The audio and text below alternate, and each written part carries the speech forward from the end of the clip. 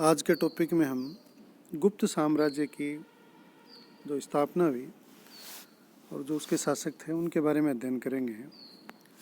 तो गुप्त साम्राज्य की जो स्थापना है भारतीय इतिहास में गुप्त काल की अवधि 300 से लेकर 600 ईस्वी, लगभग 300 वर्षों की मानी जाती है। गुप्त कौन थे, इस विषय में विद्वान एक मत नहीं है। नाम के अंत में गुप्त लगाने के कारण इन्हें वैश्य भी माना जाता है। कुछ इतिहासकार इन्हें ब्राह्मण, कुछ इतिहासकार इन्हें क्षत्रिय, यानी अलग अलग मत हैं। पुराण, अभिलेख, मुद्रा, चीनी यात्रियों के विवरण, इनके आधार पर इनका जो कि ये किस वंश के थे, क्या थे, बताया जाता है। गुप्त अभिलेखों पुराणों के आधार पर गुप्त जो वंश है इसके संस्थापक श्रीगुप्त को माना जाता है। चीनी यात्री इत्ती सिंह ने चेलिकितो नाम का उल्लेख किया है और ये जो नाम है वो श्रीगुप्त के लिए प्रयुक्त होता है। तो जो उस समय का प्रचलित साहित्य था उसमें गुप्त वंश का संस्थापक श्रीगुप्त को माना जाता है। इति सिंह ने उसे चेलिकितो नाम से वर्णित किया है। अब इस वंश के जो प्रमुख शासक थे वो कौन थे? गुप्त वंश का जो संस्थापक थे श्रीगुप्त, उन्होंने महाराज की उपाधि धारण की थी। श्रीगुप्त को लिच्छवियों का सामंत कहा है। कुछ विद्वान ये कहते हैं कि श्रीगुप्त है ना वो पूरी तरह से शासक नहीं था, बल्कि जो लिच्छवी वंश था उसके सामंत थे। इति सिंह ने लिखा है कि नालंदा से 40 योजन पूर्व में स्थित मरक सिखावन के निकट श्रीगुप्त ने एक मंदिर बनवाया था, जिसके वे हेतु 24 गांव दान में दिए थे। श्रीगुप्त का जो काल है वो 275 से 300 ईस्वी के मध्य निर्धारित किया गया है। श्रीगुप्त के उत्तराधिकारी घटोत्कच गुप्त ने 319 ईस्वी तक शासन किया, लेकिन इसके संबंध में ज़्यादा जानकारी नहीं प्राप्त होती।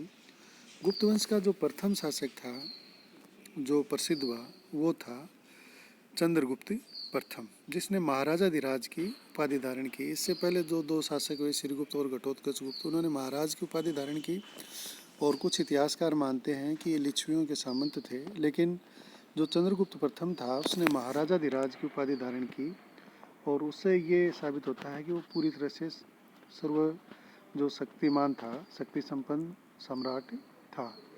प्रयाग प्रशस्ति एवं उपलब्ध एक स्वर्ण मुद्रा से ज्ञात होता है कि चंद्रगुप्त प्रथम ने लिच्छवी राजकुमारी कुमार देवी से विवाह किया था। यानी उस समय की कुछ मुद्राएं मिलती हैं, उन मुद्राओं से ये पता चलता है कि लिच्छवी जो राजकुमारी कुमार देवी थी उससे इन्होंने विवाह किया था। स्मिथ ने कहा है कि इस विवाह से पाटलिपुत्र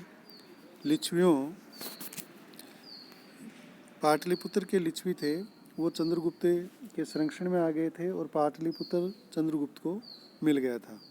चंद्रगुप्त प्रथम के समय 9 मार्च 319 ईस्वी में गुप्त संवत का प्रारंभ हुआ, जो उसके राज्यारोहण की तिथि थी।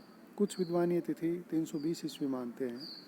नवीन संवत का प्रारंभ करना चंद्रगुप्त के समय की एक महत्वपूर्ण घटना है।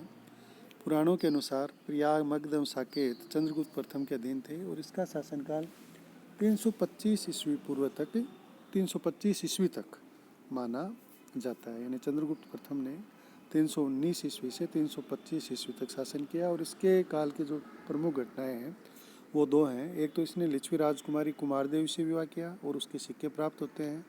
दूसरा, इसके समय में 9 मार्च 319 ईस्वी में गुप्त संवत का प्रारंभ हुआ। चंद्रगुप्त प्रथम के बाद उसका जो पुत्र था समुद्रगुप्त सम्राट बना। तो इस समुद्रगुप्त का जो उल्लेख है वो प्रयाग प्रशस्ति में, एरण अभिलेख में और उस समय की जो मुद्राएं प्राप्त हुई हैं उनसे इसके इतिहास की जानकारी मिलती है। चंद्रगुप्त के अनेक पुत्र थे, लेकिन चंद्रगुप्त ने जो सबसे प्रतिभाशाली पुत्र था ये यही था, इसलिए उसे युवराज घोषित किया।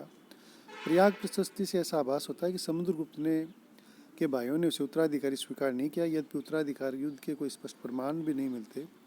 तुल्य कुलज से युद्ध का उल्लेख संभवतः समुद्रगुप्त के परिजनों से युद्ध का है, जो कि राजसभा के निर्णय के कारण हुआ हो। समुद्रगुप्त का राज्याभिषेक लगभग 325 ईस्वी में हुआ। इस समय भारत की राजनीतिक स्थिति अच्छी नहीं थी। छोटे छोटे राजा परस्पर युद्ध थे। संपूर्ण राष्ट्र अर्थव्यवस्था और अराजकता से त्रस्त था। ऐसी स्थिति में समुद्रगुप्त ने मगध साम्राज्य को शक्तिशाली और सुदृढ़ बनाया और छोटे छोटे राज्यों पर अधिकार करके भारत की राजनीतिक एकता को स्थापित किया।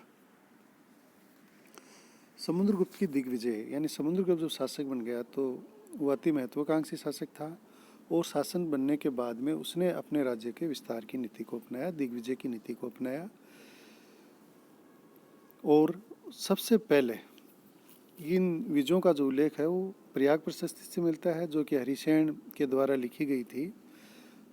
उसने उत्तरी भारत की विजय से अपने विजय का शुरुआत किया। समुद्रगुप्त ने सर्वप्रथम उत्तर भारत के 9 राजाओं की शक्ति को समूल नष्ट किया, यानी 9 राजा थे उनको इसने नष्ट किया और ये नागवंशीय राजा थे। इस प्रकार उत्तर विजय से समुद्रगुप्त का अधिकार संपूर्ण उत्तर भारत के अधिकांश भाग पर, मध्य भारत के कुछ भाग पर, बंगाल के कुछ प्रदेशों पर हो गया। पुष्यपुर के कोतवंशीय राजा को हराकर समुद्रगुप्त ने विजय उत्सव मनाया। पुष्यपुर पाटलिपुत्र का एक प्राचीन नाम था, अतः पाटलिपुत्र विजय से अब गुप्तों की राजधानी पाटलिपुत्र में आ गई। हरिसेन की प्रयाग प्रस्तुति में ये उल्लेख है कि समुद्रगुप्त ने अपनी जो दिग्विजय की नीति है वो उत्तर भारत से शुरू की और उत्तर भारत के 9 राजाओं को इन्होंने परास्त किया और परास्त करके संपूर्ण उत्तर भारत पे अधिकार कर लिया। जो दूसरा आक्रमण किया वो आठविक राज्यों पे किया। आठविक राज्य थे वो विंध्य पर्वत के जो वनों के राज्य थे, जिसमें नागपुर और जबलपुर के निकटवर्ती प्रदेशों के 18 राज्य थे, उन पर विजय प्राप्त की और इन पर विजय करके इन्होंने अपना सेवक बना लिया, जिससे अन्य विजयों में उसे सहायता मिले। दिग्विजय में जो तीसरा है वो दक्षिणापथ की विजय है, यानी जो दक्षिणी भारत था उस पर विजय की। और ये भी प्रयाग प्रस्तुति में दिया हुआ है कि दक्षिणापथ के 12 राज्यों पर इसने विजय प्राप्त की और इन राज्यों में कौशल का महेंद्र, महाकांतर का व्याघ्रराज, कुशल का मंटराज, पुष्यपुर का महेंद्रगिरी, कोटूर का स्वामीदत्त, एरंडपल का दमन, कांची का विष्णुगोप, अवमुक्त का नीलराज, वेंगी का हस्तिवर्मन। इस तरह से ये 12 राज्य थे जिन पर इन्होंने अधिकार किया। यहाँ पर इन्होंने जो उत्तरी भारत के राज्य थे उनसे विपरीत नीति अपनाई। उत्तरी भारत के जो राज्य थे उनको पूरी तरह से इन्होंने अपने राज्य के अंदर मिला लिया था, लेकिन यहाँ पर जो दक्षिणापथ के राज्य थे उनके साथ राजग्रहण मोक्षानुग्रह की नीति का अवलंबन किया, नीति को अपनाया। इसका अर्थ होता है राज्य को ग्रहण करने की नीति के आधार पर कर देने को बाध्य किया, मोक्ष नीति आधार पर विजय करके भी अक्षमा कर दिया और अनुग्रह नीति के आधार पर उनके राज्य लौटा दिए। कहने का अर्थ है इन्होंने इन राज्यों को अपने अधीन किया, अधीन करके उनसे जो भी उपहार थे वो लिए और उपहार लेने के बाद में इनको अक्षमा कर दिया और अनुग्रह की नीति के आधार पर इनको राज्य वापस सौंप दिया। यानी राजग्रहण, राज को ग्रहण किया, मोक्षानुग्रह और फिर वापस उनको छोड़ दिया। ये दूरदर्शी नीति का परिचायक है, क्योंकि उस समय यातायात के साधन नहीं थे और यातायात के साधनों के अभाव में इतनी दूरी पर किसी भी राज्य पर प्रशासनिक नियंत्रण कठिन था। तो एक बार विजय प्राप्त की, विजय प्राप्त करने के बाद में इन्होंने उनसे उपहार, भेंट स्वरूप जो थी वो ग्रहण किए और उसके बाद में उनके राज्यों को वापस छोड़ दिया। इस नीति को कहते हैं राजग्रहण मोक्षानुग्रह की नीति। लेकिन इसी दौरान जब ये दक्षिण भारत पे आक्रमण कर रहा था तो उत्तर भारत के राज्यों ने फिर विरोध करना शुरू कर दिया। तो समुद्रगुप्त ने उत्तर भारत के राज्यों पर दूसरी बार आक्रमण किया और इन राजाओं के नाम इस प्रकार से दिए हुए हैं: कौशाम्बी के रुद्रदेव, इंद्रपुर के मतिल, मथुरा के नागदत्त, पूर्वी बंगाल के चंद्रवर्मा, विदिशा के गणपति नाग, अहिच्छत्रपुर के अच्युत, राजानंदी, कामरूप के बलवर्मा आदि। कुछ राजा स्वतंत्र हो गए थे और उन्हें पुनः अपने अधीन किया। सीमांत राज्यों और गणराज्यों पर विजय। इसके बाद में इन्होंने जो सीमांत राज्य थे उन पे और जो गणराज्य थे उन पे भी विजय प्राप्त की। ऐसा उल्लेख है कि दक्षिणी भारत राज्यों की विजय से प्रत्यंत अर्थात सीमांत राज्य एवं गण अर्थात जो भी राज्य थे उन राज्यों से इनका युद्ध हुआ और इन युद्धों के अंदर इनको इन्होंने परास्त कर दिया। ये भी हरिसेन की प्रयाग प्रस्तुति में लिखा हुआ है। पड़ोसी राज्यों के संबंध, जब इन्होंने दिग्विजय प्राप्त कर ली, पहला उत्तरी भारत पर, फिर आठविक राज्यों पर, फिर दक्षिणी भारत के राज्यों पर, फिर से जो जिन राज्यों ने उत्तरी भारत के राज्यों ने इनके विरुद्ध विद्रोह किया था उन पे विजय प्राप्त की। इसके बाद में जो सीमांत के राज्य थे, जो गणराज्य थे, उन पे विजय प्राप्त की। तो इनका जो संपर्क था वो पड़ोसी राज्यों से हो गया, विदेशी जो पड़ोसी राज्य थे। तो इन्होंने पड़ोसी जो विदेशी राज्य थे उनके साथ भी मैत्री की जो संधियाँ थी वो कर ली थी। संभवतः ये पड़ोसी राज्य शक, पश्चिमी भारत, मुरुंड, कश्मीर, सिंहल, श्रीलंका और जावा द्वीप आदि थे। इन राज्यों के राजाओं के साथ आत्मनिवेदन, यानी ये राजा थे वो समुद्रगुप्त के समक्ष उपस्थित हुए। कन्योपदान, सुदृढ़ मैत्री हेतु गुप्त वंश को कन्याएं भेंट की, यानी यहाँ के जो राजकुमार थे उनके साथ विवाह किए। दान दिया, यानी उपहार दिए। और अपनी जो मुद्रा थी वो गरुड़ मुद्रा युक्त, यानी जो गुप्तों की मुद्रा थी उस पर गरुड़ का चिन्ह था और उसी चिन्ह की मुद्रा इन्होंने खुद ने शुरू की। आज्ञा पत्रों को स्वीकार करना आदि शर्तें स्वीकार करके मैत्री कर ली। तो इससे ये साबित होता है कि समुद्रगुप्त ने दिग्विजय की नीति अपनाई और उस दिग्विजय की नीति के अंतर्गत इसने न सिर्फ भारत के राज्यों पर बल्कि भारत के बाहर के जो राज्य थे उनके साथ भी संबंध स्थापित किए और वहाँ के राजाओं को भी मैत्री संधि करने के लिए बाध्य किया। इतना सब करने के बाद में समुद्रगुप्त द्वारा अश्वमेध यज्ञ किया गया। प्राचीन भारत के चक्रवर्ती राजाओं की भांति समुद्रगुप्त ने अपनी दिग्विजय के उपलक्ष्य में अश्वमेध यज्ञ का अनुष्ठान किया। यज्ञ के पश्चात प्रचलन में आए सिक्कों से इस यज्ञ के प्रमाण मिलते हैं। इन सिक्कों के अग्रभाग में एक अश्व स्तंभ से बंधा हुआ है और पृथ्वी पर विजय प्राप्त करने वाला उत्कीर्ण है। पृष्ठभाग में वस्त्राभूषण युक्त राजमहिषी एवं अश्वमेध पराक्रम लिखा है। प्राप्त अन्य मुद्राओं से भी इसकी पुष्टि होती है। इसके समय में अनेक मुद्राएं प्राप्त हुई हैं, लगभग 6 प्रकार की मुद्राएं प्राप्त हुई हैं।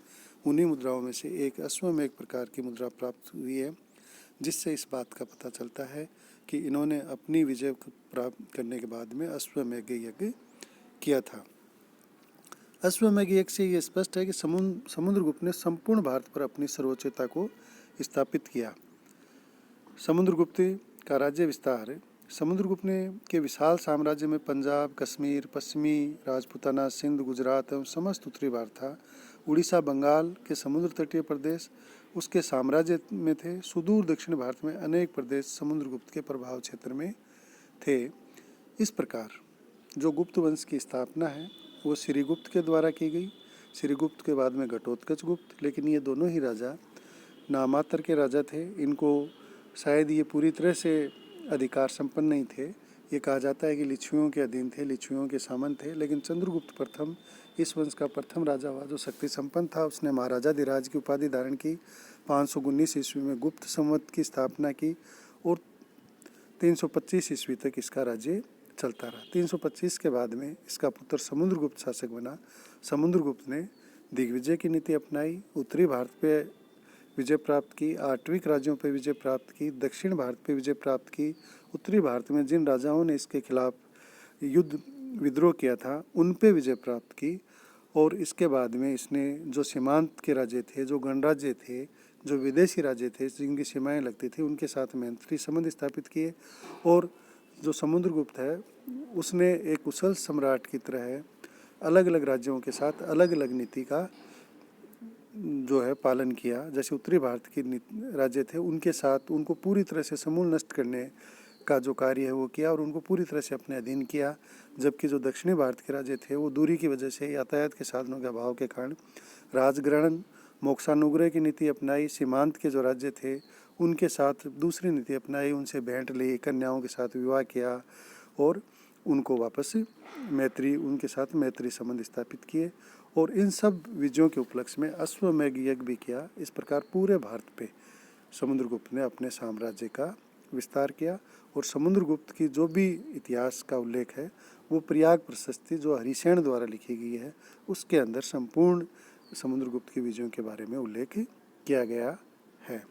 धन्यवाद।